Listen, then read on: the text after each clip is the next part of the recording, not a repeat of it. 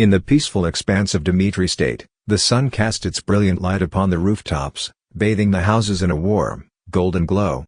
The day promised calm and clarity, as if the world itself was holding its breath for what was to come. A sharp cough echoed across Dimitri State, carried by the foul scent of an overly sweet perfume clinging to Roman's body. He winced, pulling at the tight outfit suffocating his frame. "This is ridiculous," Roman muttered under his breath, discomfort etched across his face. Beside him, Hans adjusted Roman's collar with a stern expression. "You're meeting your fiancée for the first time. At least try to show some respect." With a sigh and a final tug at his sleeve, Roman prepared himself. Inside the grand hall, Roman faced Flora Lawrence, the young lady to whom he was betrothed. Their conversation was brief, dense, and laced with formality. But then, without hesitation, Roman spoke the words that shattered expectations. "I'm breaking off the engagement." Flora stood frozen, stunned. Her lips parted to speak, but no words came.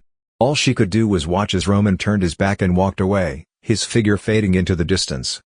The very next day, Roman and Hans walked through the bustling city streets, weaving through crowds and street vendors. They made their way toward a local bar, not just for food, but for something more.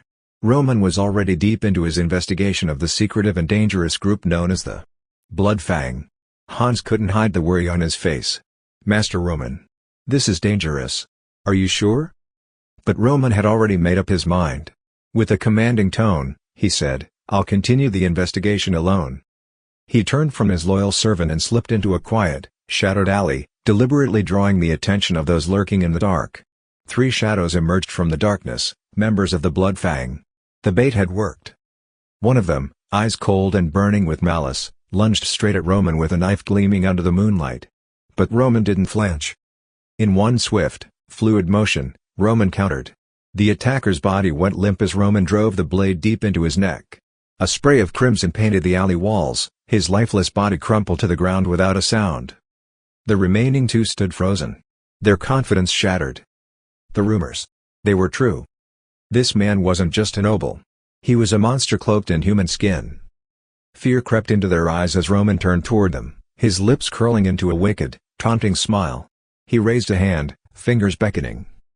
"Come on," he whispered, voice low and sharp. "I'm just getting started."